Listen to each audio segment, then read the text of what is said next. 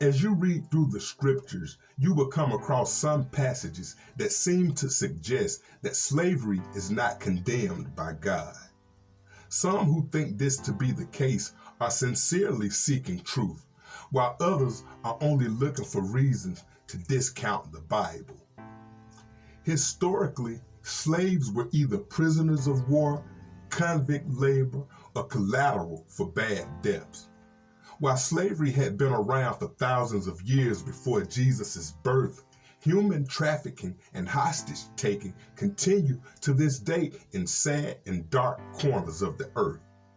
While transatlantic trading was banned in the U.S. in 1808, it took a civil war and 1865 constitutional amendments to begin to place a legal ban on American slavery. We are still paying the price for America's original sin. Before diving too deep into this topic, there is one very important thing we must understand before we can rightly interpret scriptures about slavery and other forced slavery, like that which was ended in the U.S. in modern day history. Is not always the same as the slavery mentioned in the Bible.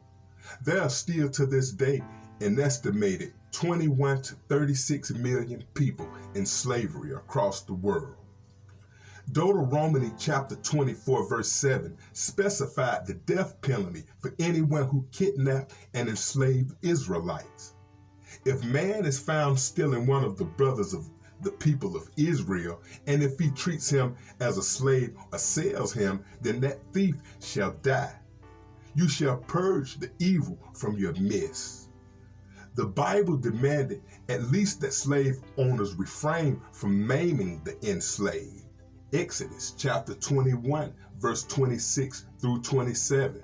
When a man strikes the eye of his slave, a male or female, and destroys it, he should let the slave go free because of his eye.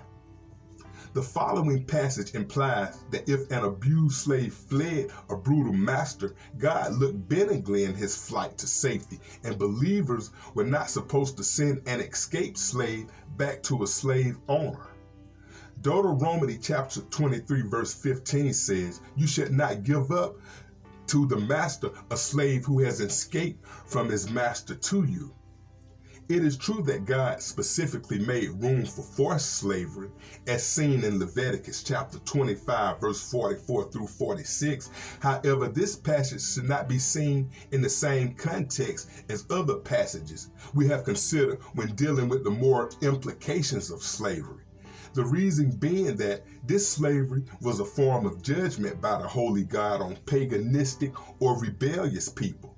It was actually mercy that the Lord allowed them to live in slavery rather than be destroyed for their extreme rebellion against God and embracing false God, living in gross sin, and directly rejecting God's people and God himself. Because God judged these people in this way does not mean forced slavery itself is okay. God also judged his own people when they fell into idolatry and sin by allowing them to be enslaved and by allowing some to be murdered. Does that mean murder is okay? No. But God deals with sinful man by allowing the devil to do evil to those rebellious people. The devil means these things for evil, but God uses these things for good. Genesis chapter 50, verse 20. To show people their wickedness and the result of going to the wrong way, he also allowed wicked things to happen in order to bring people to the point where they realize they need him and that they may come to Christ to be saved by grace through faith. Ephesians chapter 2, verse 8 through 9. Thomas Jefferson may be the most famous of the founding fathers to force an enslaved woman to bear his children.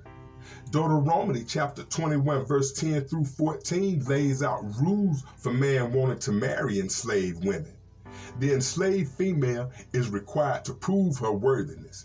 She must shave her head, pare her nails, remain in your house, and lament her father and mother for a full month.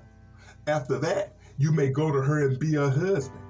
If you no longer delight in her, you shall let her go where she wants, but you are not to sell her for money.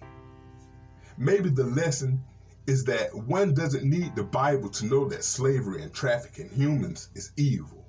It's possible to believe that the Testament were divinely inspired, but written by men trying to enforce intolerable, unjust conditions as a measure of safety for people they knew in their hearts were their human equals. I'm Reverend said. It's been wonderful having y'all as usual, and if you ain't did it already, please go ahead and hit that subscribe button, like, share, and comment on any video on this channel. And please join me for daily prayer, Bible study, and spiritual inspiration. Until next time, y'all stay blessed.